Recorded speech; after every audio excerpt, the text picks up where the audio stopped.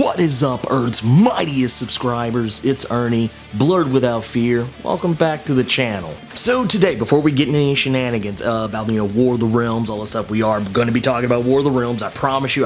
But first, I do want to give a shout out to my man, Gabriel Duranzo, co-creator of Stoned Ninja. It's a really awesome comic about a guy who happens to get his hands on a very special strain of weed that just happens to help turn him into one of the most badass superheroes on the planet. Stoned Ninja by Gabriel Duranzo and Greg Cravens. It's an amazing book, really good. And you can go to their website, StonedNinjaComics.com, and you can pick up one of their special bundles. I want to say it's like $29.99. You can get a signed and numbered copy of Stoned Ninja number 2, because Stoned Ninja number 1 came out a ways back. You can even get a reader copy of Stoned Ninja number 2, and you'll also get 4 11x17s of various different pinups of Stoned Ninja, 2 1-inch buttons, and a pack of Stoned Ninja rolling papers. You can pick all that up from StonedNinjaComics.com. Go check them out, tell them the Blerd Without Fear sent you. But before we get started, it only takes 2 clicks to become one of Earth's mightiest subscribers. Click, click. What is up, Earth's mightiest subscribers? It's Ernie, Blerd Without Fear. Welcome back to the channel. So today what we're going to be doing, we're going to be talking about War of the Realms. More war! I feel like, you should, get like, the War Raiders, the Viking Experience, the Viking Lifestyle Choice, whatever the heck they're called now. Just have them just be like, war, war, war, war, war, war.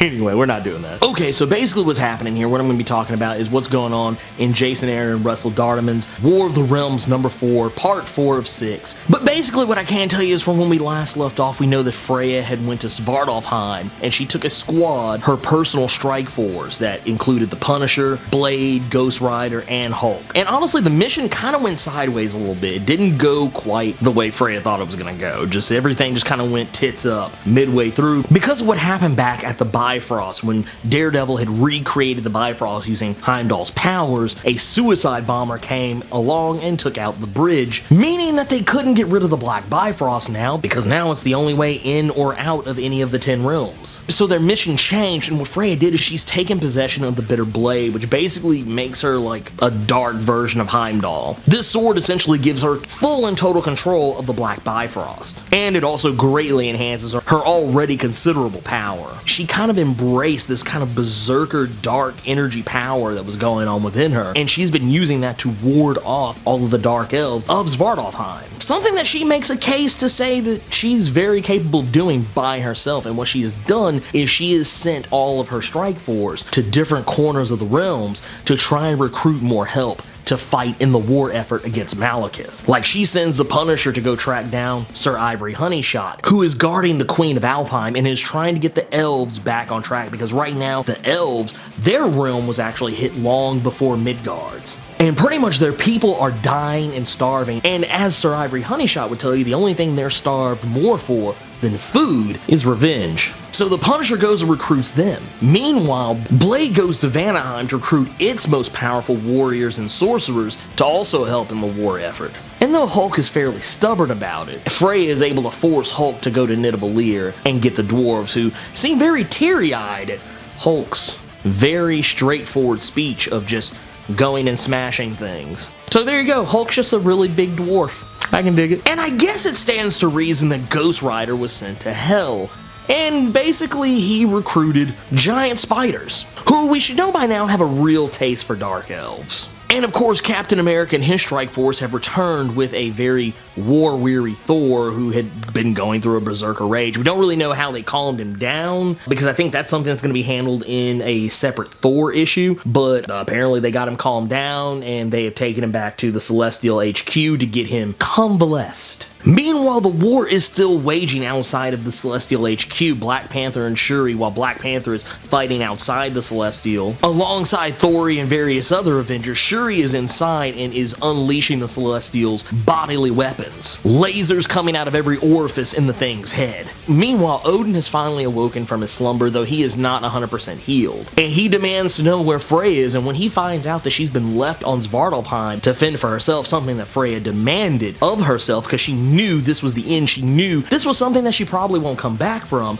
Odin is pissed, but it just so happens Tony has just the thing that he has been looking for. The thing that Tony Stark, Shuri, and Screwbeard were working on. It wasn't just necessarily a weapon, so much as it was something special for the Allfather. Meanwhile, Freya is going toe-to-toe with the Dark Elves, and when Malekith finally arrives, because, of course, he can use the Black Bifrost regardless of the fact she has the Bitter Blade, it doesn't really matter. You see, Malekith created the Black Bifrost. He can travel it as freely as he wishes. Probably no different than Odin can travel the 10 realms, regardless of who controls the Bifrost. And now that Malekith has arrived, especially with his new pet Venom still on his leash, Malekith has found a way to wield Venom in ways that I don't think Venom wanted to be wielded, turning him into a weapon, turning him into his own version of the Necro Sword, or maybe just Necro Blades. And his first order of business when coming across the Black Bifrost back to Svartalfheim is to throw one straight into Freya's stomach. And it's not enough of a wound to kill her, but she is not doing well. But it just so happens that right in the nick of time before Malekith can deal the death blow to Freya, Odin arrives with his new prize. Adorned in a vibranium version of the Iron Man armor, Odin Borson has finally just become the Iron Allfather. And when he arrives to save Freya, this is one of those moments where I feel like people are not going to appreciate this as much as they probably should have, because this is one of those moments where Freya and Odin are sharing things with each other that, they don't really talk about. Freya even goes as far as saying that for thousands of years that they've been married, the fact that Odin shows up with all this bravado and trying to save her, this is for the first time in thousands of years that he's ever turned her on. And as they're sitting there fighting it out against Malekith's forces, they make their final stand, and Odin tells Freya that he loves her in a way that he's probably never said before. And they share what may possibly be their last kiss, even if they get to have that kiss at all, because the Black Bifrost explodes with energy. All we know is that Freya and Odin went down in a blaze of glory that destroyed the Black Bifrost. Very likely killed them. As the new Allmother, Jane Foster, informs us that they had an opportunity to reinforce their entire armies, while Malekith has been cut off from everything. So if there was a time to strike against Malekith, if there was a chance, any little bit of chance, to try and save Midgard and the rest of the realms, it's now. But before Jane Foster can give the full battle plan, it's here we find out that Thor is back and he is ready to fight. Adorned in winged helm, wielding both Mjolnir and Jarnbjorn, as well as sporting a brand new destroyer armor arm. Thor is ready for a fight because he knows that his mother and father have fallen.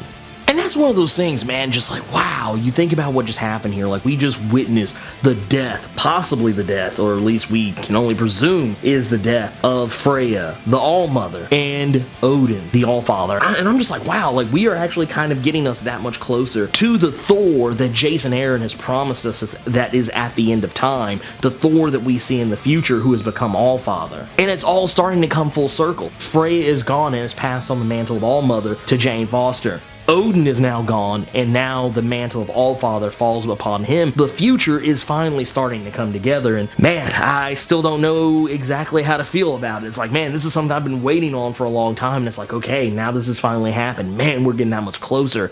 Now what's next? But anyways, you let me know what you think about War of the Realms number 4, part 4 of 6. Sound off in the comments. If you enjoyed this video, Hulk smash that like button. And if you want to see more awesome videos like this one, make sure you click subscribe so you can become one of Earth's mightiest subscribers and tap that bell so you know when I post up. And if you want to become one of Earth's mightiest patrons as well, swing on over by patreon.com/blerdwithoutfear. And if you chuck in a buck, you can get some exclusive content. And if you don't want to become one of Earth's mightiest patrons, that's fine too. Hey, all I ask is that you like this video and share it with your friends. And who knows, maybe they'll become some of Earth's mightiest subscribers too. Anyways, thank you for taking the time to watch this video, and while you're here, go ahead and check out some of these other videos I got floating around here. But until next time, Plus Ultra!